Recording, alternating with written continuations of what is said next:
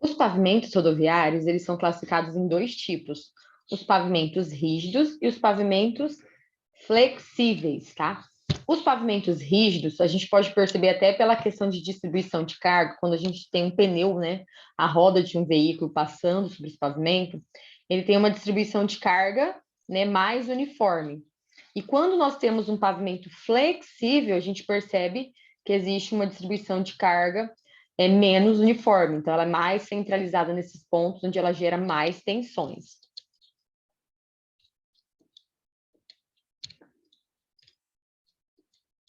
Bom, o pavimento flexível, ele é composto pelas seguintes camadas. Primeiramente, o subleito. O subleito vai ser como se fosse a primeira base, né? O nosso solo que vai receber as camadas compactadas. Nós podemos ter uma regularização do subleito. Dependendo das características do subleito, se ele for um material muito ruim, nós podemos realizar um reforço do subleito. Então, por isso que tem que fazer toda aquela parte de sondagem, né, de avaliação, de ensaios, para verificar as características do solo e verificar se há necessidade de realizar esse reforço ou não. Após o reforço do subleito, se houver, será realizado a subbase, a base e, por último, o revestimento ou capa de rolamento, né?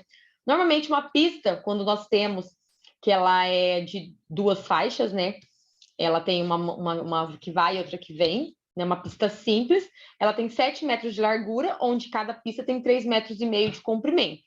O correto, né, é que houvesse, além dessa faixa, a faixa de acostamento com a mesma quantidade, né, de espaço. Mas a gente percebe aí que na maior parte das rodovias não existe isso, né? Algumas até nem existem, né? Outras é uma faixa menor ou algumas são inexistentes. E sempre ao final existia ali um ponto de drenagem, né? Então aqui é simulando como se fosse uma sarjeta, um ponto para coleta aí das águas pluviais. A gente pode perceber aqui, ó, que a gente tem um abaulamento, né? Esse abaulamento é exatamente para permitir aí que essa água pluvial acabe escoando, tá?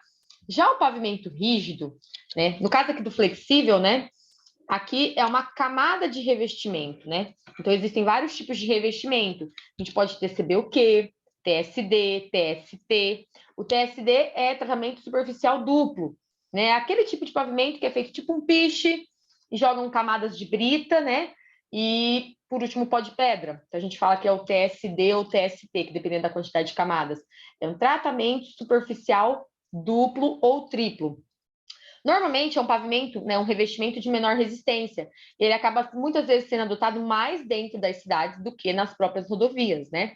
Já o CBUQ, devido à maior característica dele, né, que já é um material, usa esse material bituminoso, a quente, né, e ele vai ser compactado lá na obra, é usado mais em rodovias devido às suas características, tá? Já o pavimento rígido, ele é composto pelo subleito e pela subbase. E a gente já tem a placa de concreto, que o rígido ele é composto por placa de concreto. Então, são placas de concreto, que entre elas existem juntas de dilatação, tá? E armadura, e aí ela é apoiada sobre uma subbase, e da subbase a gente já tem o subleito. Então, aqui não existe a base, tá? Essas placas de concreto, elas têm aí de 4 a 6 metros de comprimento, tá? E sempre também tem que ser feita uma imprimação asfáltica ou aplicada uma lona asfáltica para que seja aplicado essa placa de concreto, tá? Então, da subbase para a aplicação da placa de concreto é realizada essa imprimação, tá? Então, basicamente, o rígido, ele é uma placa de concreto, ele é usado em concreto armado. E o flexível, no caso, a gente usa como revestimento outro material. Aqui a gente tem algumas imagens, né, do nosso pavimento rígido, onde ele é em concreto armado, tá? Então, aqui a gente pode perceber que tem várias formas, alguns são por placas, né? Aqui a gente percebe uma estrutura bem grande, toda armada, e ela vai ser, nesse caso aqui, ela vai ser concretada, tá? Aqui a gente já percebe ela concretada com as suas armaduras, tá? Então, o pavimento rígido, ele é todo em concreto armado, tá, pessoal? Vamos falar um pouquinho de cada camada, né? No caso do nosso subleito, como eu já havia comentado com vocês, o subleito, ele vai funcionar como o terreno de fundação do pavimento, né? Se a terraplanagem ela é recente, o subleito deve apresentar características geométricas definidas. Então, assim, se já foi, né, ali passa uma estrada, já tem um trecho pré-definido, né?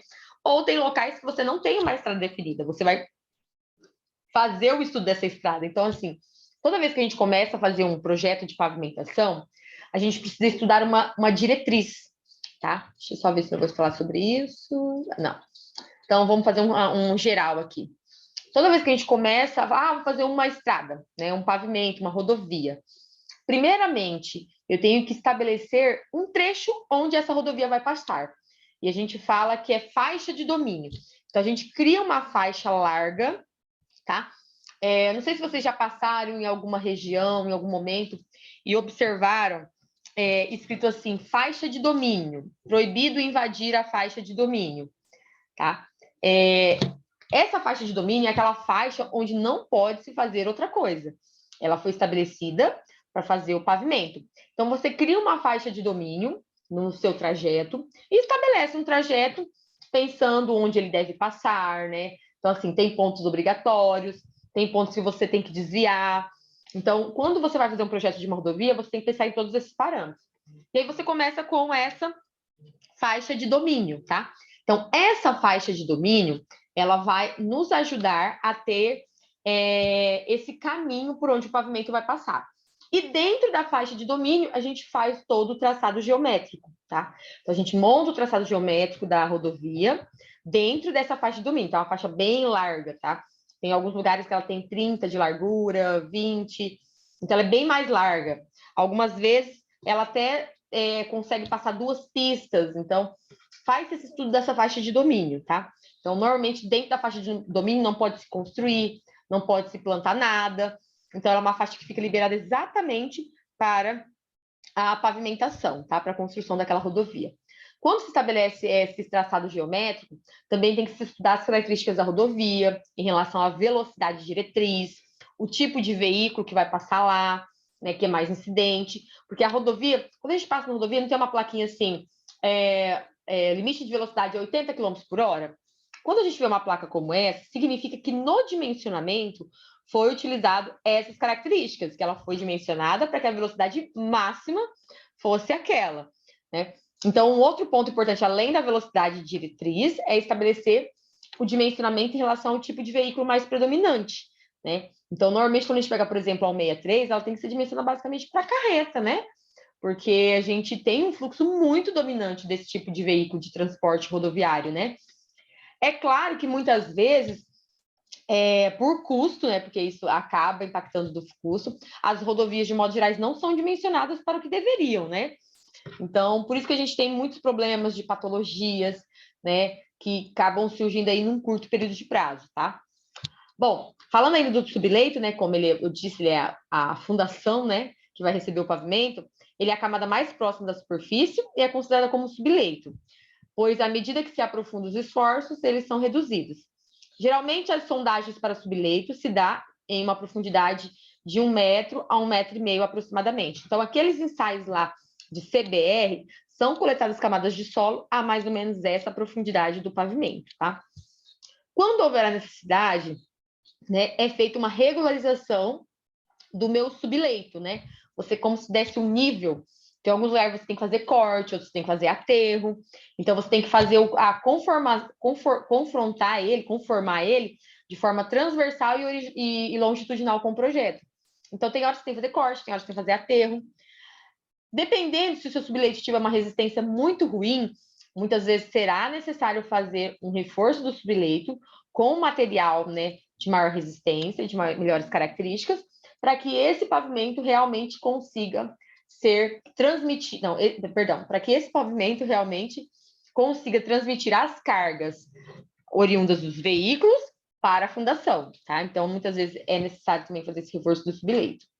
Aí a gente vem com a subbase, que é uma camada complementar, né? Não é aconselhado construir a base diretamente sobre a regularização, sempre tem que ter a subbase. Normalmente são camadas aí em torno de 20 centímetros. Então, às vezes, a minha subbase tem que ter 1 metro. Então, durante o processo de compactação, a minha subbase será 5 camadas de 20. Então, assim, faz essa camada, faz o processo de compactação. depois vem e faz as próximas camadas, tá?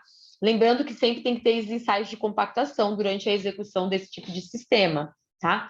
Então, fez as compactações, o laboratorista ele vai precisar ir no local, retirar uma porção de solo para verificar realmente se a compactação chegou à compactação adequada. E também se o teor de umidade que está sendo adotado está sendo ideal para acontecer a compactação do seu solo. E aí a gente vem com a base, que vai ser a camada principal aí com função de resistir aos esforços verticais oriundos do tráfego e distribuí-los, né? Na verdade, o pavimento pode ser considerado composto de base e revestimento, sendo que a base poderá ou não ser completada pela subbase e pelo reforço do subleito. Então, assim, a gente tem subleito, subbase e a base em cima. Em cima da base, a gente tem a aplicação do revestimento. O tipo de material, a espessura, vai depender do dimensionamento, tá? Então, às vezes, você pode ter uma subbase maior e uma base menor, tá? Então, isso é tudo questão de dimensionamento.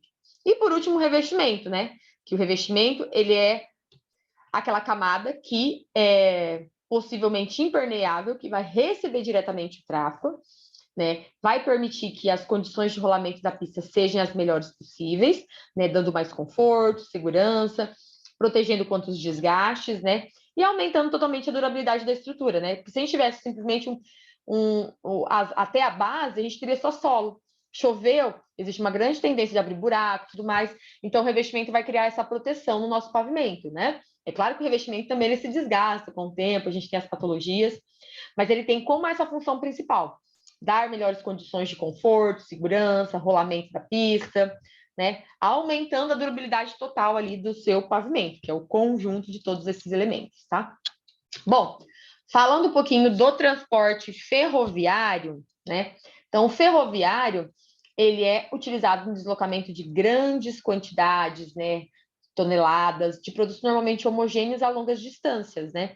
Então, normalmente existem pontos de coleta desses materiais, né? Então, normalmente eles são transportados a longas distâncias e você tem uma quantidade muito grande de um determinado material.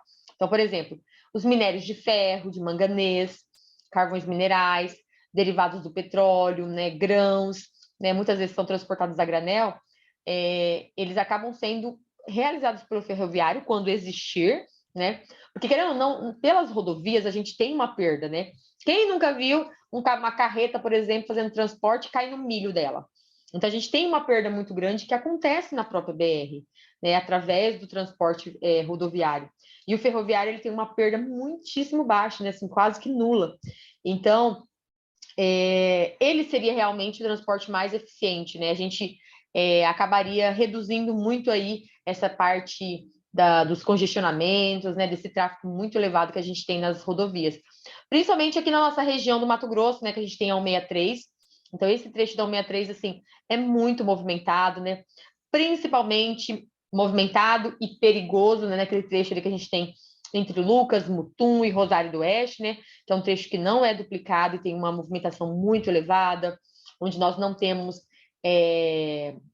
nem a parte de acostamento, né? Então, infelizmente, no Brasil a gente não tem tanta cobertura com esse tipo de transporte, né? Estamos com essa promessa, né? A Ferrogrão aí sair do papel e realmente atender, desafogar um pouco essa parte do tráfego, né? Das rodovias. Bom, mas e aí, como que funciona o pavimento, né? A minha estrutura do transporte ferroviário. Primeiramente, a gente vai olhar essa imagem aqui, né? Ela vai ter os trilhos do trem, né? Então, aqui é onde realmente o trem vai se encaixar e passar. Aqui a gente tem esses toquinhos aqui, como se fossem os dormentes, que eles podem ser metálicos, eles podem ser de madeira, tá? E os retensores, né, que vão fixar aqui os meus dormentes. Então, quando a gente tem essa visibilidade, a gente vai observar isso daqui. Mas em relação à camada, né, o nosso corte transversal, a gente vai ter um subleito, tá? Então, vai ter um material ali de resistência, que ele vai estar apoiado no meu subleito, no caso aqui, é o meu solo de fixação, né? Então, muitas vezes vai precisar fazer um reforço, se houver necessidade, né? Tudo depende do dimensionamento. Aí, em cima do subleito, vai ser feito um sublastro, tá? Então, vai ser feita uma camada Então, aqui são aterros, muitas vezes ele é um aterro, muitas vezes é camadas de pedra, brita, tá? E aí a gente tem o lastro. Então, a gente tem o subleito, o sublastro e depois o lastro. E aí nós vamos ter os dormentes, né? E aqui nós temos os trilhos que são fixados sob os dormentes.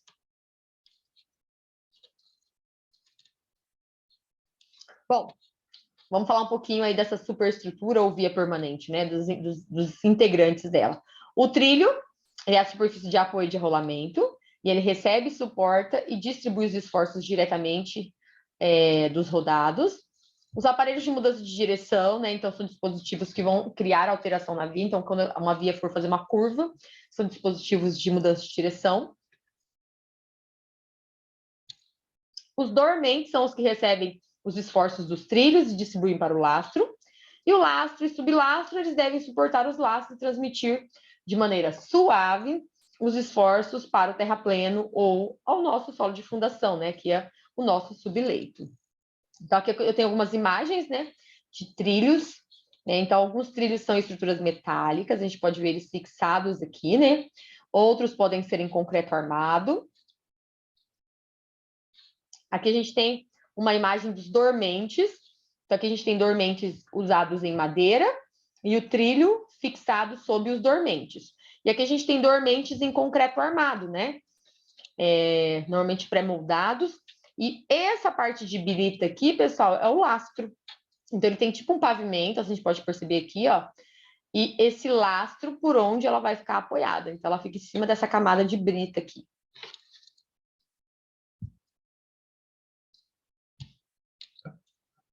E aqui a gente pode ver novamente o lastro, né? Onde os dormentes e os trilhos se apoiam. Ó, os fixadores aqui, ó, dos trilhos sobre os dormentes. E o lastro, né? Vamos falar um pouquinho sobre ele. O lastro, normalmente, ele é de solo. Se ele for de solo, no caso, ele é mais barato. Né? Então, o lastro ele tem que ser sempre de brita, né? Como mostrou nas imagens? Não necessariamente, né? Mas quando ele é de solo, ele é mais barato. Mas ele também tem uma qualidade pior, né? Então, acaba a gente tendo muito problema de saturação, desnivelamento da linha. Quando ele é de areia, a principal qualidade é devido à sua baixa compressibilidade e ser permeável. Ela produz poeira, né? De grãos muito duros, de quartzo, e acaba desgastando um pouco as peças dos veículos, né? Então, quando os veículos, os trem passam sobre um local onde o lastro é composto de areia, então a gente acaba tendo um desgaste futuro aí.